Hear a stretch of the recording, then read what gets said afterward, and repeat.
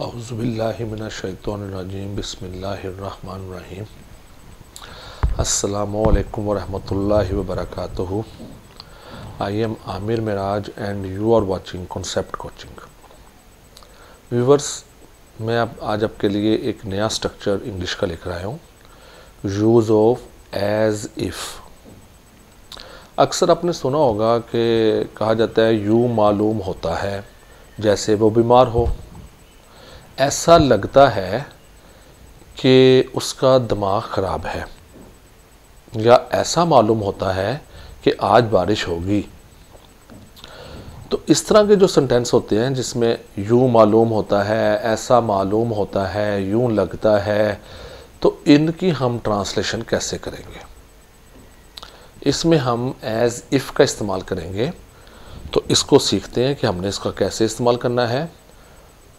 और याद रखिए कि इंग्लिश कोई मुश्किल ज़ुबान नहीं है, इंग्लिश बहुत आसान ज़ुबान है।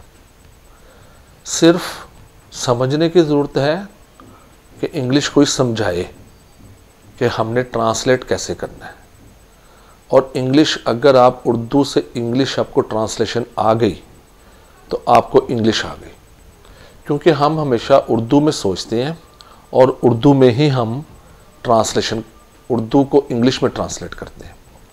तो जिस बच्चे को या जिस आदमी को या जिस औरत को उर्दू से इंग्लिश ट्रांसलेशन आती है तो वो अच्छी इंग्लिश बोल भी लेता है और अच्छी इंग्लिश लिख भी लेता है। तो व्यूवर्स, आज हम सीखेंगे एज इफ़ का इस्तेमाल।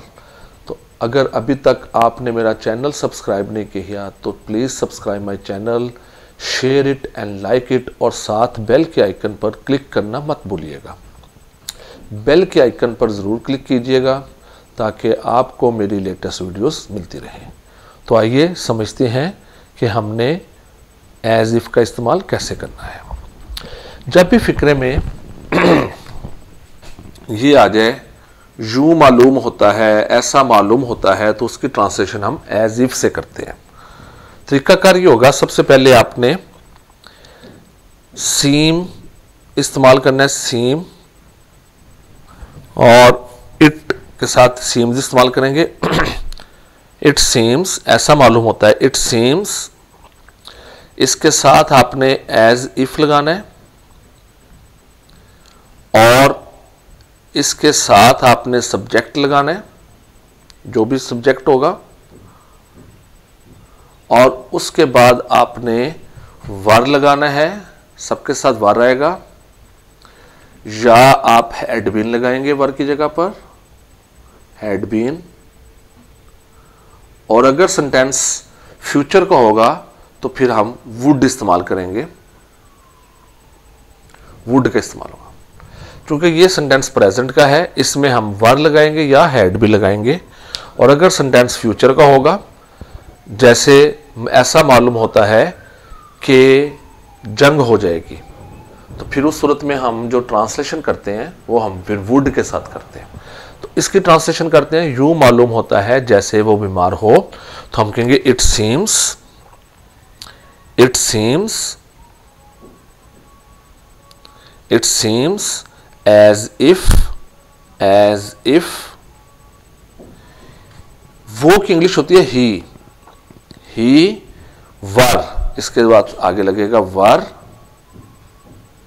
It seems as if he were ill, बीमार की इल। या तो यूं ट्रांसलेशन कर सकते हैं, या हम कहेंगे it seems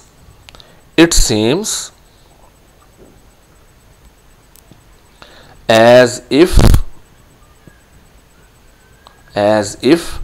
he had been लगाएंगे, हैड बीन इल। तो इनमें से, दोनों में से कोई एक आप इस्तेमाल कर लें। तो it seems as if he were ill, या तो ये लिखेंगे, या लिखेंगे it seems as if he had been ill. तो ऐसे हम इसकी ट्रांसलेशन करते हैं, यूँ मालूम होता है जैसे वो बीमार हो। तो आइए नेक्स्ट सेंटेंस करते हैं। जी व्यूअर्स, अगला सेंटेंस है, ऐसा मालूम होता है कि वो लंगड़ा है। तो अब ऐसा मालूम होता है, इट सीम्स It seems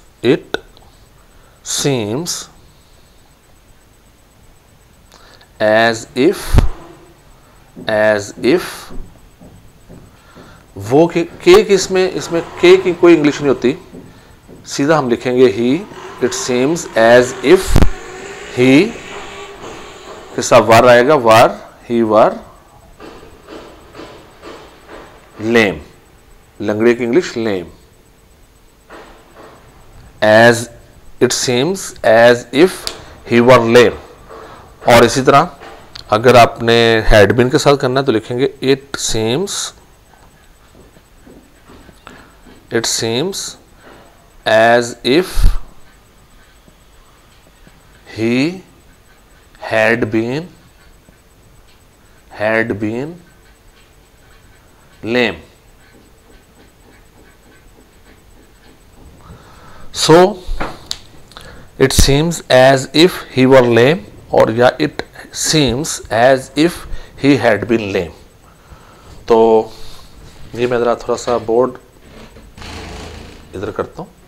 ऐसा मालूम होता है कि it seems as if he were lame या it seems as if he had been lame। तो या तो वर यूज करेंगे या had been यूज करेंगे। तो आइए नेक्स्ट सेंटेंस करते हैं। जी व्यूअर्स, हमारा नेक्स्ट सेंटेंस है ऐसा मालूम होता है कि जंग छिड़ जाएगी। तो अब इसके लिए चूंकि ये अगला सेंटेंस जो है ये फ्यूचर में है, तो इसलिए इसकी ट्रांसलेशन में हम वर या हैड बीन इस्तेमाल नहीं करेंगे, इसमें हम वुड यूज करेंगे। ऐसा मालूम होता है कि ट्रांसलेशन उसी तरह होगी, इट सीम्स एज इफ।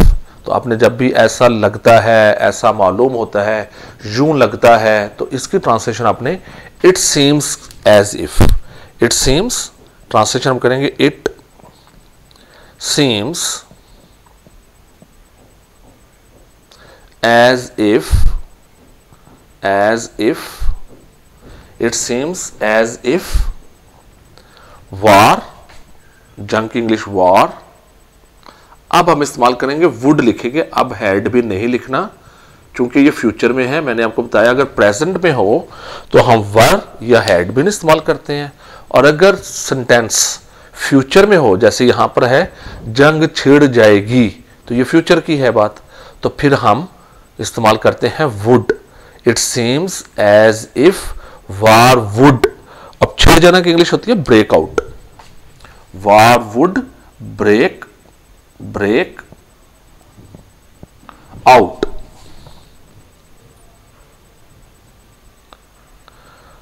तो ये हमारा सेंटेंस हो गया। ऐसा मालूम होता है, इट सीम्स एज इफ। ऐसा मालूम होता है, इसकी इंग्लिश होगी it seems as if war would break out. तो ये हमारा स्ट्रक्चर जो है एज इफ का मुकम्मल हो जाता है। मैंने आपको वुड के साथ भी सेंटेंस दे दिया और मैंने आपको वर और हैड बीन के साथ भी सेंटेंस दे दिया। तो आई होप सो कि आपको ट्रांसलेशन करनी आ गई और एज इफ का इस्तेमाल आपको करना आ गया है। अगर आपको कोई बात समझ में नहीं आई तो आप कमेंट में लिख सकते हैं, पूछ सकते हैं, और इंशाल्लाह नेक्स्ट हम नए स्ट्रक्चर के साथ मैं आपके खिदमत में पेश हो जाऊंगा। सो इंशाल्लाह एक नया स्ट्रक्चर आपके सामने लाऊंगा। तब तक के लिए इजाज़त दीजिए। मेरा चैनल सब्सक्राइब करना मत भूलिएगा। इसे सब्सक्राइब कीजिए, लाइक कीजिए और शेयर कीजिए। इंशाल्लाह मैं आपकी इंग्लिश ट्रांसलेशन और इंग्लिश के स्ट्रक्चर और इंग्लिश की ग्रामर और how to speak correct English and how to write correct English, इंशाल्लाह मैं आपकी इंग्लिश बहुत अच्छी कर दूंगा। आप इंग्लिश में किसी से मार नहीं खाएंगे, किसी से पीछे नहीं रहेंगे। जिसको चाहे किसकी क्वालिफिकेशन कोई भी हो, वो एजुकेटेड है या एजुकेटेड नहीं है, मतलब किसी को कुछ भी उसकी वो प्राइमरी है, वो मिडिल है, तो अगर वो मेरी ये इंग्लिश के स्ट्रक्चर को सुनेगा, अगर वो मेरे इन स्ट्रक्चर को समझेगा और छोटे छोटे सेंटेंसेस को, तो इंशाल्लाह उससे भी इंग्लिश अच्छी लिखनी आ जाएगी। सो इंशाल्लाह मैं आपके सामने नया स्ट्रक्चर लेकर आऊँगा और आपको इंग्लिश आपकी इंशाल्लाह बहुत इंप्रूव हो जाएगी। आप बहुत बेहतर इंग्लिश लिखेंगे। तो तब तक के लिए इजाज़त दीजिए। अल्लाह हाफिज़। फिर मिलते हैं। पाकिस्तान जिंदाबाद।